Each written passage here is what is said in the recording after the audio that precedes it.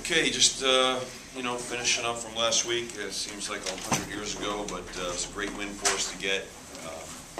Felt like the quarterback of Miami was a heck of a football player, and you know, I thought our defense did a good job. Obviously, almost 64 yards rushing. Felt like we let up a few too many passing yards. Offensively, you know, we had another game rushing over 200 yards. Felt like we probably had a couple of open long balls we could have hit that would have really helped at half, kind of start to pop that game open. At the end, to close out the last 4 minutes of the game, convert those first downs was great to see. Playing Army, you know, it's always a great challenge when you play Army. They're an expert at what they do. You know, they want to run the football. They're in triple option attack. They're the #1 rushing team in the country. They average 5.6 yards a carry, 352 yards rushing a game, 31 rushing touchdowns. They average time possession over 34 minutes, which is 4th in America. So they're going to try to possess the ball, run the ball, put the ball in the end zone. On defense, they're all over the place. A lot of different looks. Never standing still. Never play a lot of man coverage coming after you, trying to plus you one. A number of different defensive front they have. I think they do a great job of both sides of the ball, utilizing the best schemes possible to help their personnel. Obviously, their kids are highly accountable. Talk about doing your job. Those are guys that are highly accountable. They're going to do their job, and they're going to play, you know, for and with each other really well. They're a hard-playing football team, and a very, very good football team. So that's our challenges for the week, and it should be a heck of a game on Saturday. Questions you guys have? Are you glad you had a few extra days here to get ready for the triple option that they Yeah, yeah, for sure. You know, we had a few extra days to get healthy, and you know, the bind you get in is, you know, knowing what you got to prepare for. You would have liked to use every one of those days to prep your team for this game, but you couldn't do that because you had to give this team a chance. Also had to have a chance to rest and get healthy because we were pretty banged up. So it gave our staff a couple extra days, though, to put our game plan together, which helped a lot. I think we have a good plan, which obviously we've been implementing and will continue to do that. Today is one of our biggest days. Feel good about that. Coach, you mentioned you gave up too many passing yards. What's the status of Anthony Roby, and what does he mean in your secondary? Well, I mean, obviously we need him. He's hurt. He's been dinged up. It seems like forever right now. I can't count the weeks right now. I'm going to guess and say 5 maybe, something like that. Is there any specific injury? He had an ankle injury, and just those things sometimes can take a long time to heal. So, hoping he'll be ready this week. You know, we'll see what happens. What else? Has Bernard been practicing at all, or is he still kind of iffy? Or No, he's been practicing. Yep. What about Palumbo? Is he going? Not yet. Not yet. Not yet. Now you said a couple guys got sick. Who were the other ones? Matt Belsavage was sick. Okay. Could not play. There's just a lot of little deals out there. Probably about five guys in total. So. how would you rate Corey? Like, look at Corey's performance from his first game to his first start. What did you see? Well, I mean, I think he's continuing to give a spark to us. I think he's been pretty consistent in his legs. I felt like first game he obviously hit some long balls for us that were there. He hit them. This last game he certainly hit the same play action passes, short range, missed a couple of the long balls, which would have popped it open. I think there was a minimum of 2 of them that were, they were touchdowns. And that's, when you hit those, it just, pops you right out there. And we like to hit those. Now, you're probably 50% of those deals, even if you hit one of them. So I think, we're working real hard to continue to improve that piece of it. And that comes with, that's all part of touch and experience. And you're dealing with a young guy, relatively speaking, right? And first real start.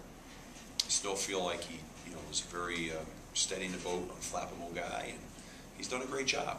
But I know that there's going to be growing pains along the way. I know, I'm not naive that way. So I don't have unrealistic expectations, but I like what we're doing and where we're headed a lot, and that's what matters in the big picture of things here.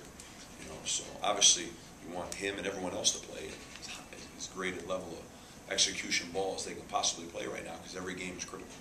How would you describe him off the field? I mean, what type of guy is he, his personality?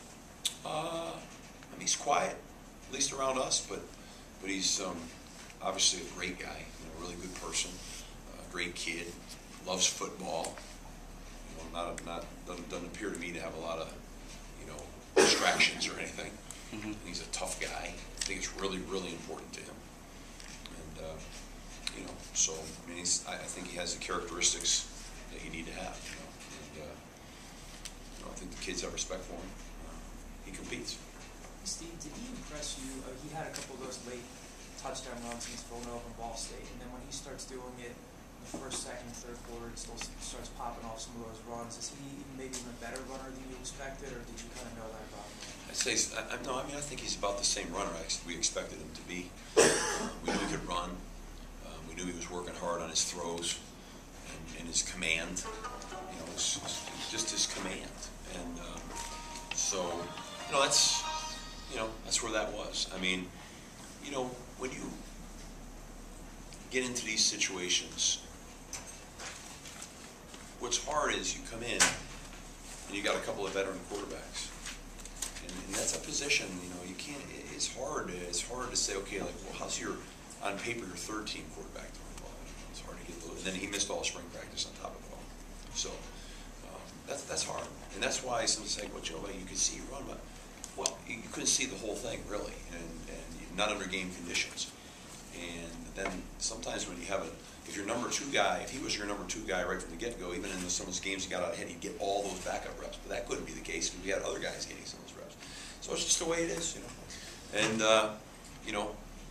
hindsight's great, but you make decisions and you go with what you see and what you know, and you go from there.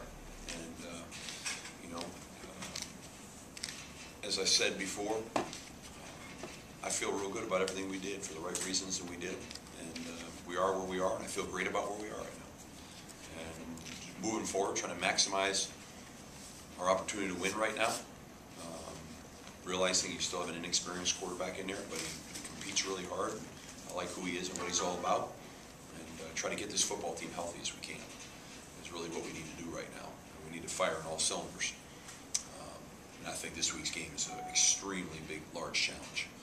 Because I think the team we're playing against those teams are always better at the end of the year because they're very in sync by the end of the year, and that's what's happening right now. They turn the ball over a fair amount early, and but I think they're a pretty in sync team right now. So I think they're going to come in here and obviously you know what you're going to get there. You're going to get hard-nosed football play, disciplined football play, and a never quit mentality. Is there one player on their team defensively that you guys have to contain, so to speak, keep an eye on? The linebacker, number 9, Steven Erzinger, is a heck of a football player, I think. Their best back-end guy is Thomas Holloway, number 23. He's a free safety. I think those are the guys. Mm-hmm. Defensive line, number 42, Andrew Rodriguez. Those are the top guys there on defense. They play good team defense, like what you would expect. So, it's pretty good. They're number, what are they here? Number 17 nationally against the pass. When you play them, Steve, is it just assignment? Is it just getting down your assignments against the option and not? Because if you miss like one assignment, I guess that's where they take advantage of it. Yeah. They force you out of your traditional schemes and put you in a scheme to play assignment football. And they know exactly, they're not hunting and pecking. I mean, they know exactly. They're not like preoccupied with third down, I mean, they got a few play action passes that if you're not on top of your game, they'll make you look silly, right? Because you're so geared in on defending the run that all of a sudden, I mean, I ran this offense, so I know it. And they'll run a play action pass on you and take advantage of your over aggressiveness in the run game, and all of a sudden it's like a helmet throw.